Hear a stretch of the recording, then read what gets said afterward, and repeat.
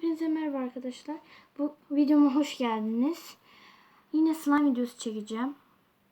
202 yapıştırıcım, tutkal yani yapıştırıcı tutkal, boraksım ve yumuşatması için şampuanım ve boyalarım var. Bir de suyum var arkadaşlar. Şimdi şampuanı çekiyorum ilk önce.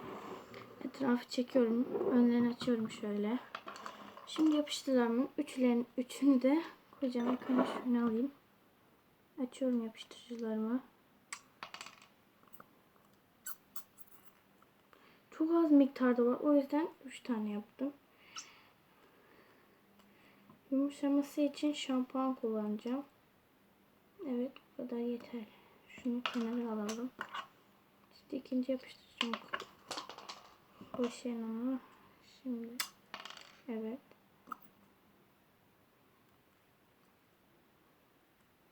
Büyük olmasını istiyorum, o yüzden.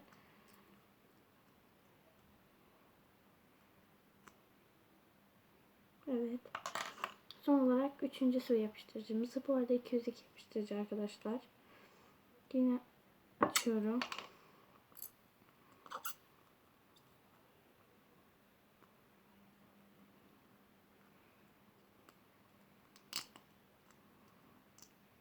Evet.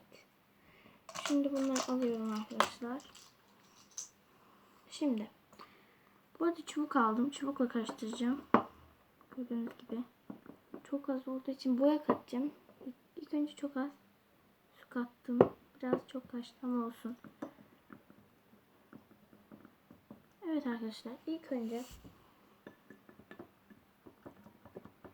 boya katacağım. Mavi boya katacağım. Mavi boya aslında. Evet. Çubukla. Şimdi rengi eğer çok koyu olursa beyaz renk katacağım arkadaşlar. Beyaz boya yani. Çünkü rengini yakalamak istiyorum. Biraz açık renklerde olsun diye. Bence yeterli bu kadar. Evet. Rengi güzel oldu bence. Kenara alalım. Evet arkadaşlar, şimdi karıştırıyorum.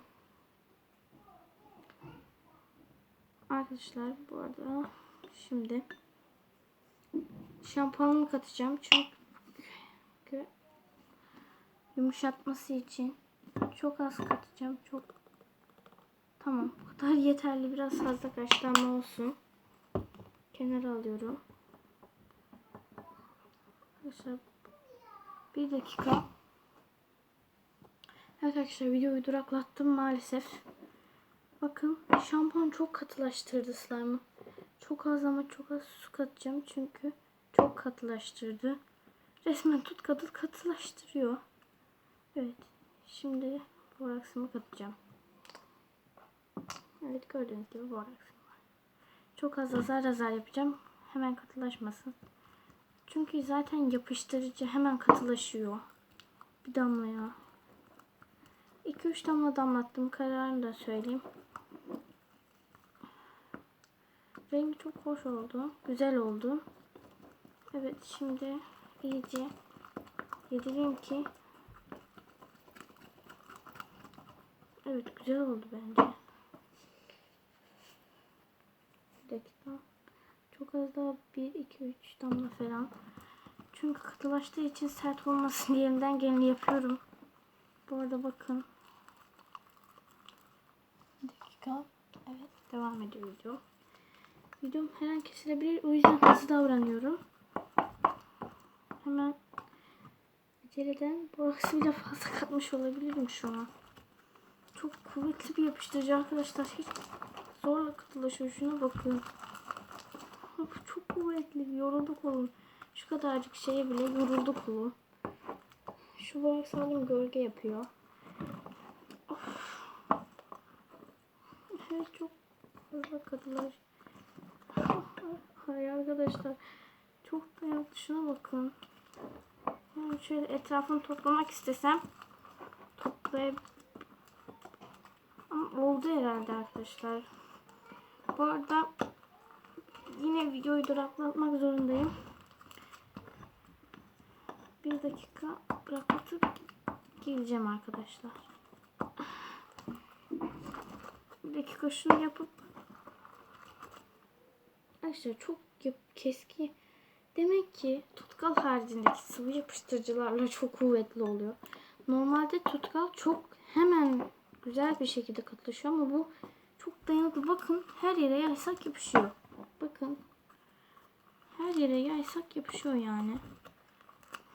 Böyle tutmak zorundayım. Çok sert ama rengi harika oldu. Harika oldu. Bebek mavisi şeklinde biraz benziyor bebek mavisine. Daha elime almak için çok erken çünkü çok yapışıyor. Yine çok az daha tutkal kattım. Boraks kattım. Arkadaşlar bu arada arkadan gelen sesler için özür dilerim. O yüzden videoyu duraklatıyorum. Kardeşim dışarıda oynuyor çünkü. Evet. Bu arada çok değişik bir şey oldu bu. Çok mu boraks kattım ki? Bir dakika. Pardon. Kamera. Çok değişik bir şey oldu şu an. Kreme ihtiyacımız var.